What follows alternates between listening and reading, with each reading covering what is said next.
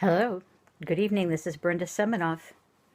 I am blogging one more time. We are going to continue in Proverbs 31 at verse 21. And I want to thank you, ladies, who have been following, or gentlemen, as I go through this and we look at why we should work from home, why it's important to understand what our life is and where we want to be as Christians. So please, let's go on from verse 21 and see what the good wife has to say this evening. She is not afraid of the snow for her family. All of her household are clothed with scarlet.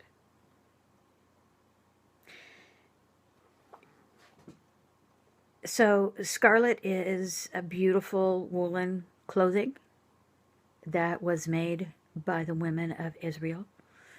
And it shows that she keeps her household well clothed.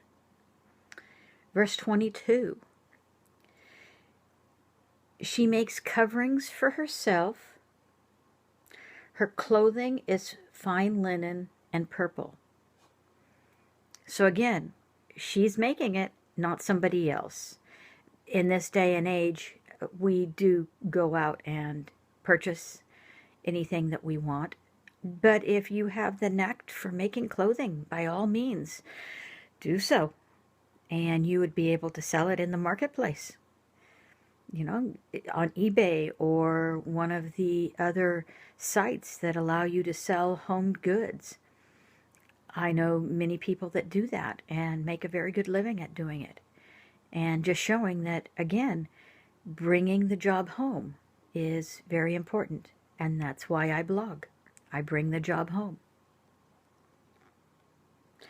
Her husband is known in the gates when he sits among the elders of the land. So this is saying that her husband is thought very important, very importantly and very highly because of the things that she does. Not because of what he's done, but how she takes care of her family and the poor and the needy and all the things that she does. It reflects back on her husband. It's not just on herself. Verse 24, she makes linen garments and sells them. This is what we were talking about now, ladies.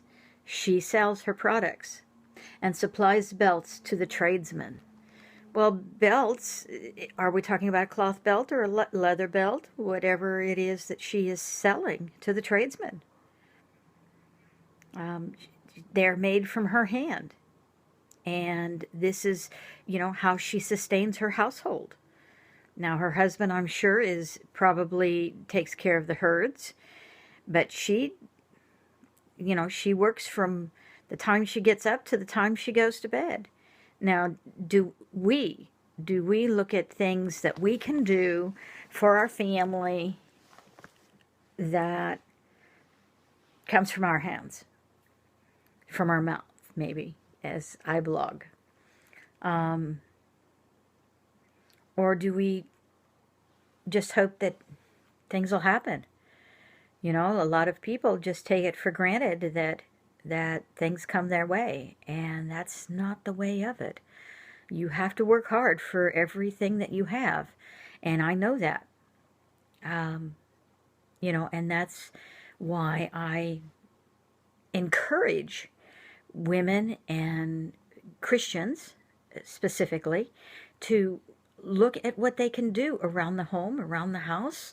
Do you have a patch of land where you can garden, where you can, do you knit? Do you quilt? Do you crochet? These are things that you can do within the household and sell it, make money. I have a friend who I have been admonishing for many months, and she finally started selling some of her products, and she's doing much better. She was below the minimum household requirements in the state of California. I believe her income is about $500 a month. She's able to supplement now her income and make a decent living. And all because she looked at what she could do. She's a beautiful artist. And I encouraged her to get out there and do what she can, be it whether it's with her paints or with her crocheting and her knitting. She sees a pattern and she's able to make it. And so I just encouraged her to go out there, and a lot of things she gives away, but a lot of things she's now selling. And that helps with her income. She's a senior older woman. You know, there's a lot of things that we can do in our lives and in our household. We just have to look at what is out there for us and where we want to be.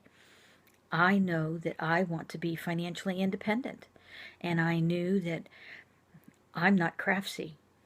I don't like crafts that much, but I can video blog. I can, I'm doing it.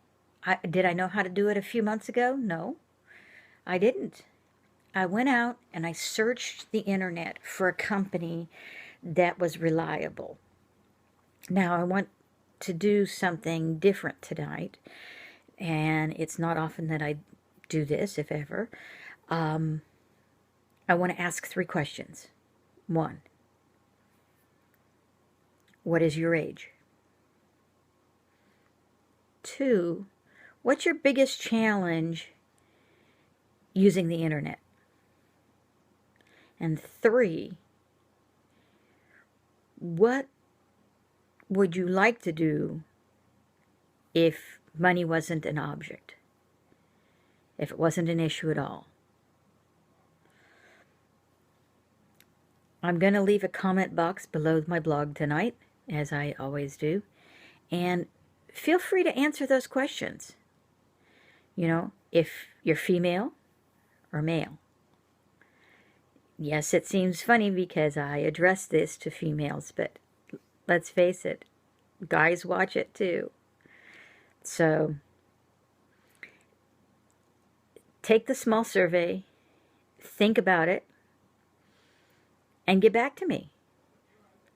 And I would like to, when this series is over, I only have a few more verses, I would like to see what you want to hear from the Bible, where you want me to take this. And let's have some interaction, see where you want to go. And one final question. In all the time that you've been out there on the internet, what is the single most difficulty that you've had? Let me hear from you. When you go out and you look at the internet, what is it you want to find? Are you willing to invest in yourself and in the life that you want to have? Okay, think about it and answer the questions below. And thank you, and have a great night. I'm going to leave it right where it's at.